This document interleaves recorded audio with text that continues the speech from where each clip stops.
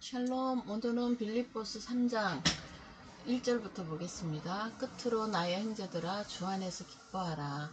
너에게 같은 말을 쓰는 것이 내게는 수고로움이 없고 너에게는 안전하다. 같은 말. 지금 앞에 2장에서 무슨 말을 했죠? 한 성령, 그 다음에 하나님의 뜻, 기쁘신 뜻, 복음이죠. 그리고 이제 이 복음을 위해서 수고하는 에바브로디도를 존중하라. 그리스도의 일에 집중하라. 이제 이런 거였겠죠. 그래서 주 안에서 기뻐하라. 주 안에서 기뻐하는 거죠. 주님의 죽으심과 부활, 성령 내주 안에서 기뻐하라. 이제 이걸 자꾸 잊어보니까 말을 자꾸 하시는 거예요. 우리 또 그래서 자꾸 성경을 보죠. 이런 또 설교를 듣고 교제를 하고 이런 것이 없으면은 사실은 잊어버리거든요. 왜냐면 이 세상의 말이 아니기 때문에 그런 겁니다.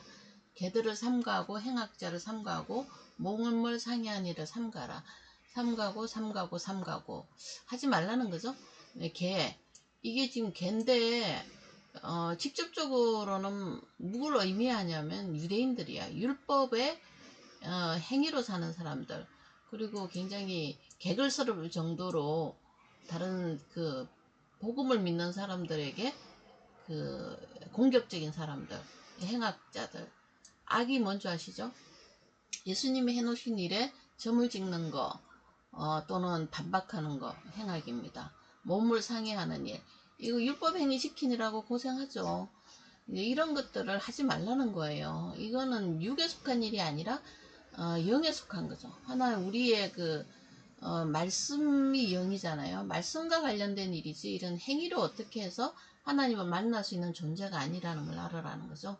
하나님의 성령으로 봉사하면 이제 나오죠. 성령으로 하나님의 뜻, 기쁘신 뜻, 십자가 복음을 알고 누리고 깨닫고 전달하는 일, 봉사하는 거 그겁니다. 선한 일, 착한 일. 그렇게 하며 예수 그리스도를 자랑하고 같은 이야기입니다. 육체를 신뢰하지 않는 우리가 곧 할례당이다. 이게 할례파, 이런 몸을 상한 거를, 할례받은 거를 최고의 덕목으로 생각하고, 우리 같으면은 뭐라 해야 되죠? 주일 성수한 거, 11조 내는 거, 교회 이렇게 때마다 일마다 봉사하는 거, 이런 거 행위들을 이제 할례파라고 합니다. 육체를 신뢰하지 않죠. 몸으로 해가지고 하나님한테 갈 수 있다는 종교성을 신뢰하지 않는다는 거예요. 단 하나님의 예수 그리스도가 다 이루어 놓은 일을 우리가 믿음으로 구원받았고 믿음으로 자랑하고 믿음으로 기뻐하는 일을 하라는 거예요.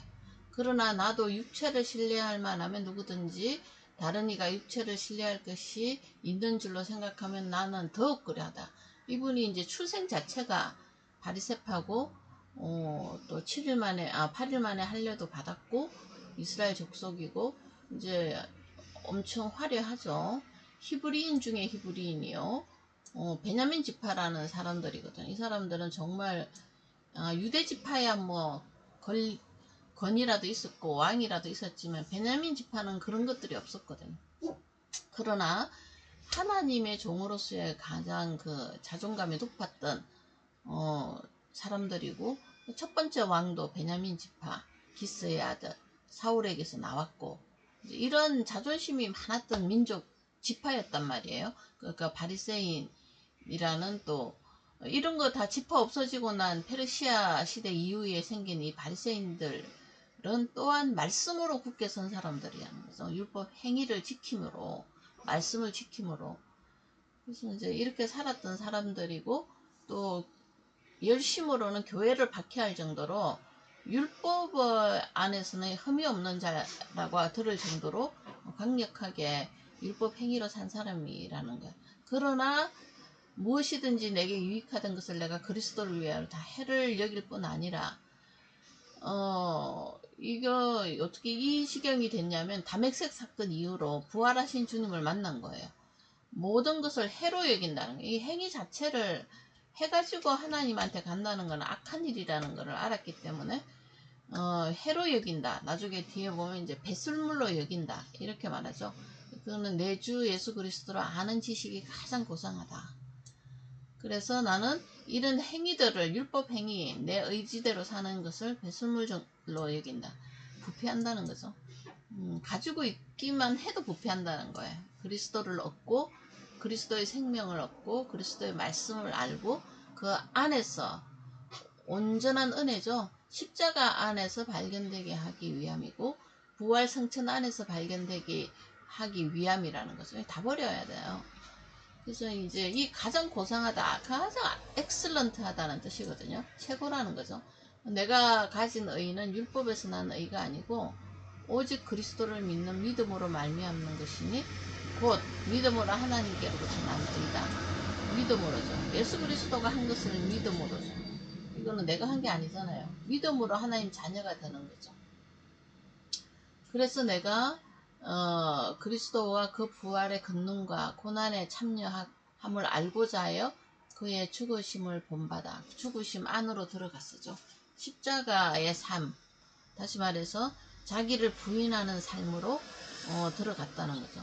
어떻게 해서든지 죽은 자 가운데서 나도 부활에 이르라 하노니, 그러니까 날마다 죽음 가운데 연합을 해야 부활로 다시 나오는 우리 성도의 그 특성 때문에 그렇습니다. 그래서 우리를 자기를 부인하고 예수 그리스도를 따라야 되는 제자의 길이죠.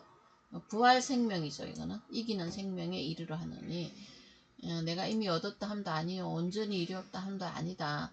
육신을 입고 있는 우리는 오직 내가 그리스도에게 잡힌 바 된 그것을 잡으려고 달려간다. 복음이죠. 복음에 잡혔잖아 이분이. 나 대신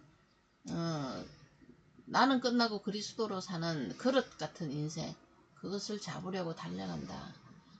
잡으려고 막 달려가는 의지 용어 같지만 결국은 이끌려 간다는 거죠. 성령 내주한 사람들의 삶의 형편이 주님을 따라가려고 애쓰지 않아요. 주님의 이끄심 안으로 그냥 가는 거죠. 자, 그래서 이 형제들아, 나는 내가 잡은 줄로 여기지 아니하고 오직 한 일, 은혜 받아서 여러 가지 주님의 일을 했지만 뒤에 있는 것은 잊어버리고 다 지나갔다는 거죠. 앞에 있는 것을 잡으러 간다. 보라 새 것이 되었도다. 항상 피조물에서 피조물의 죽음에서 부활하신 부활의 생명을 잡으려고 가는 삶을 잡으려고 달려간다. 이렇게 표현을 한 거고, 또 다른 표현은 표대를 향하여 부활 생명과 동거하는 그 삶을 향하여 예수 그리스도 안에서 말씀 안에서 하나님이 위에서 부르신 부름의 상을 위하여 가느라. 위에서 부르신 부름의 상, 자녀입니다. 생명을 주셔서 하나님의 아들 예수 그리스도의 생명의 상을 위하여 달려간다. 가지고 달려간다는 거죠. 날마다 생명으로 더 충만한 삶을 살기를 원하는, 하나님 아버지의 사랑 안에서 살기를 원하는 그런 삶을 이렇게 표현을 다양하게 한 거죠. 그러므로 누구든지 우리 온전히 이룬 자들은 이렇게 생각할지니, 온전히 이룬 자, 성도입니다. 하나님의 자녀들, 생명을 가졌잖아요. 어떻게 생각하고 살아야 되냐면, 어떤 일에 너희가 달리 생각하면 하나님이 이것도 너에게 나타나시라. 어떤 일에 달리 생각하는 게 뭐죠? 이거 육체를 신뢰하는 거예요. 예수님이 해놓은 것이 아닌 내가 할 수 있다, 이루었다, 뭐 지켜서 할 수 있다 이런 생각하면 하나님이 그것도 너희에게 나타내실 거래. 이 반대되는 거거든요. 부르심의 상, 생명의 산, 이건 행위의 삶이잖아요. 달리 생각하면 율법과 복음 이야기하는 거죠. 오직 우리가 어디까지 이르렀든지 그대로 행할 것이라. 지금 뭐 굉장히 자유롭죠. 우리가 어디까지 이르렀든지 행위에 살든지 아니면 주님 말씀 안에 살든지 이제 그것이 다 드러난다는 거죠. 그대로 행할 것이라. 하나님 나타내시리라 했으니까 율법에 있든지 복음에 있든지 그거는 하나님이 다 나타내실 거라는 거죠. 형제들아 너희는 함께 나를 본받으라. 이제 권면을 합니다. 나를 좀 본을 받아라. 내 말을 좀 믿어라. 이런 거겠죠. 너희가 우리를 본받은 것처럼 그와 같이 행하는 자들을 또 눈여겨보라. 우리를 본받았는데 우리 그 바울이나 이런 디모데 팀들처럼 사는 자들이 있겠죠. 복음 전도자들이 있단 말이에요. 그 세상에 뭐 이분 두 사람밖에 없었겠어요. 눈여겨보라는 거는 서로 관심을 가지고 사랑하라는 뜻이거든. 내가 여러 번 너희에게 말하였거니와 이제도 눈물을 흘리며 말한다. 간곡한 부탁이죠.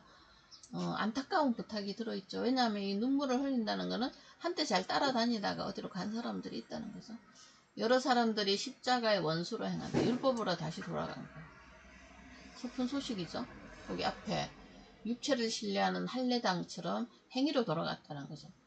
그들의 마침은 멸망이요 구원이 없어요. 그들의 신은 배, 오직 육신을 먹고 마시는 일을 섬기는 일이지 하나님을 섬기는 일이 아니라는 거죠. 그 영광은 부끄러움이 있고 땅의 일.